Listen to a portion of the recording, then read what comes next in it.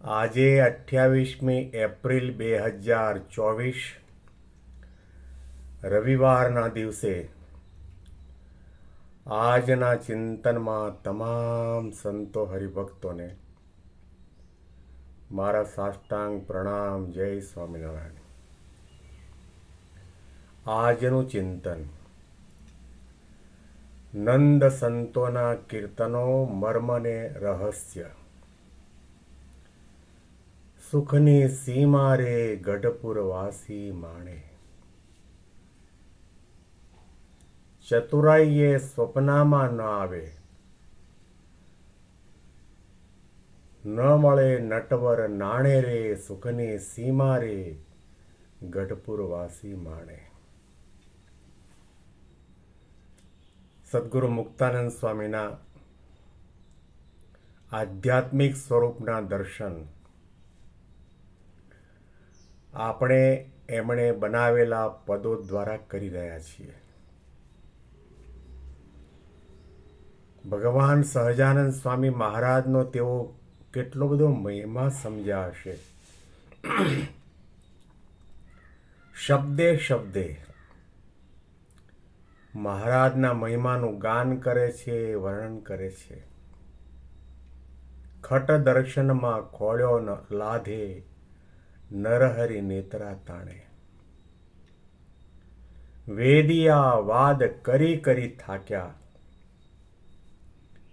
સુગમ થયું આ ટાણે. સુખની સીમા રે ગઢપુરવાસી માણે.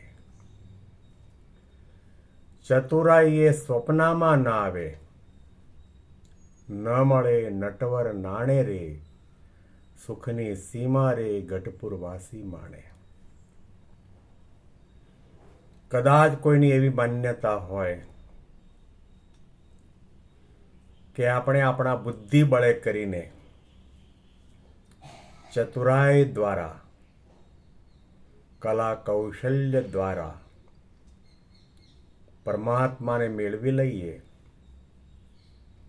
પરમાત્માના માલિક બની જઈએ, પરમાત્માનું સાનિધ્ય અને સામીપ્ય પ્રાપ્ત કરી લઈએ, તો એ અશક્ય છે. કારણ કે મુક્તાનંદ સ્વામી અને મહાન પુરુષો અને શાસ્ત્રો બહુ સારી રીતે જાણે છે. પાશેરના પવાલાની અંદર આખો સમુદ્ર ભરી શકાય નહીં.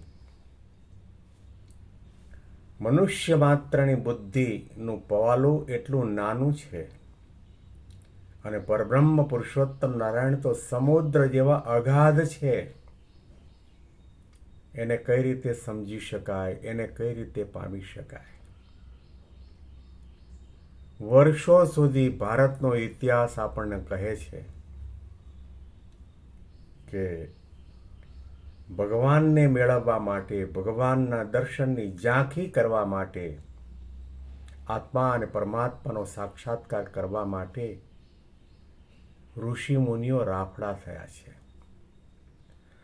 રાજા મહારાજાઓએ પોતપોતાના ભૂમંડળના રાજ્યનો ત્યાગ કર્યો છે. રાણીઓ પટરાણીઓ સુખ સંપત્તિ અને પંચ વિષયનો ત્યાગ કર્યો છે, તો પણ ભગવાનને પામી શક્યા નથી.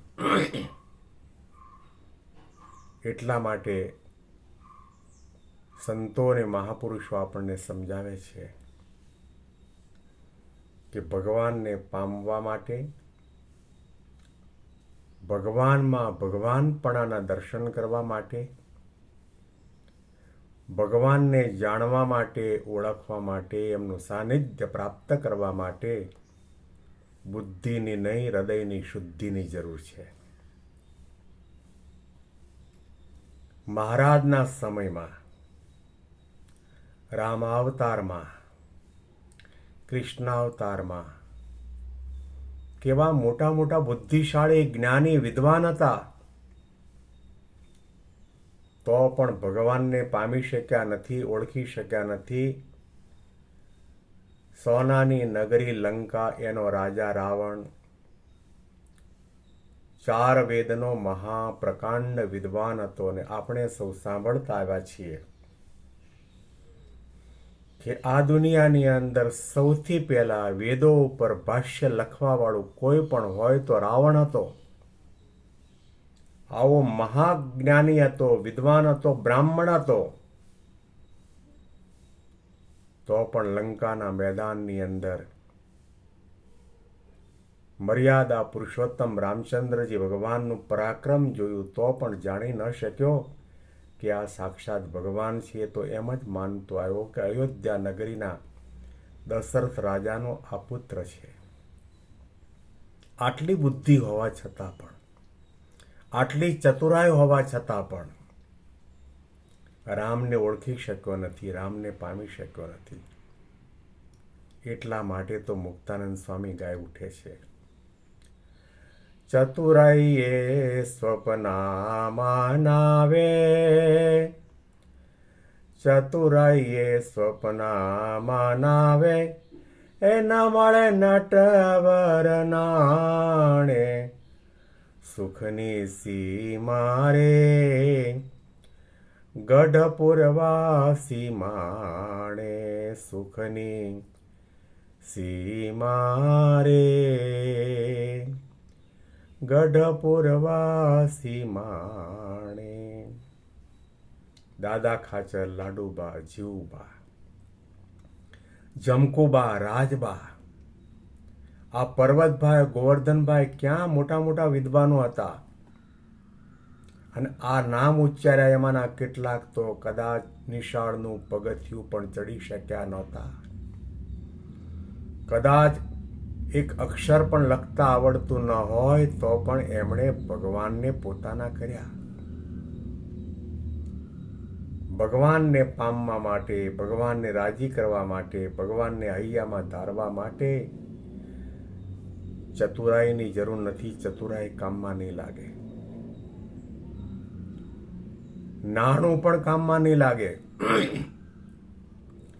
અને ભગવાન જો પૈસા દ્વારા વેચાતા મળતા હોત તો પ્રમુખ સ્વામી મહારાજ ઘણી વખત વાત કરતા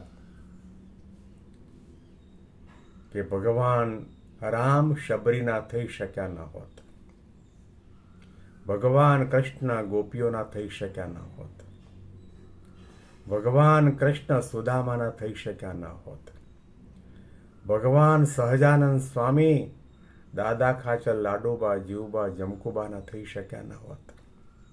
અરે ભગવાન શ્રીજી મહારાજ સગરામ ભક્તના કે વડતાલના જોબીન પગીના થઈ શક્યા ન હોત. ભગવાન જો નાણાંથી મળતા હોત તો ભગવાન આજની તારીખે અંબાણીને ત્યાં હોત, ટાટા બિરલાને ત્યાં હોત. ભગવાન એના નાણાંથી બંધાઈ ગયા હોત, ન મળે નટવર નાણે. ભગવાન મીરાબાઈના થયા, શબરીબાઈના થયા, હનુમાનજીના થયા, ગોપીઓના થયા. કારણ કે એમની પાસે ભાવ હતો, એમની પાસે પ્રેમ હતો, એમની પાસે ભક્તિ હતી, એમની પાસે દાસત્વ ભાવ હતો, એમની પાસે હૃદયની શુદ્ધિ હતી. એ ભગવાનના માટે પાગલ બની ગયેલી ગોપીઓ કાળા અક્ષરને કુહાડે મારે,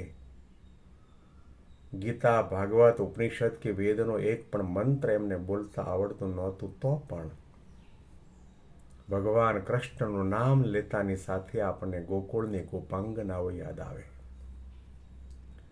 ભગવાન સહજાનંદ સ્વામી મહારાજનું નામ લેતાની સાથે આપણને દાદા ખાચરનો દરબાર, માણકી ઘોડી, લાડુબા, જીવુબા, પર્વતભાઈ, બ્રહ્માનંદ, મુક્તાનંદ, નિષ્કુળાનંદ યાદ આવે. કારણ કે એમના હૈયામાં ભગવાનના માટે ભગવાનપણાનો પ્રેમ હતો, હૃદયની શુદ્ધિ હતી, ભગવાનને રીઝવવાની ભાવના હતી, મુમુક્ષુતા હતી. મુક્તાનંદ સ્વામીએ કહ્યું કે તમે દિમાગમાં નક્કી કરીને બેઠા હો કે તમારી પાસે બુદ્ધિ, ચતુરાઈ હોય ને નાણું હોય તો જ ભગવાન તમારા થાય, એ વાત ભૂલી જજો.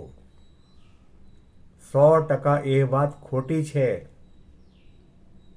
ભગવાન ભક્તના છે, અભક્તના નથી. અને ભગવાન જો નાણાંથી મળતા હોત ને તો લંકાની નગરી સોનાની હતી. આટલું બધું અઢળક નાણું ને સોનું રાવણ પાસે હતું તો રાવણના બંધનમાં રામ આવી ગયા હોત. ભગવાન પ્રેમને આધીન છે, ભક્તિને આધીન છે.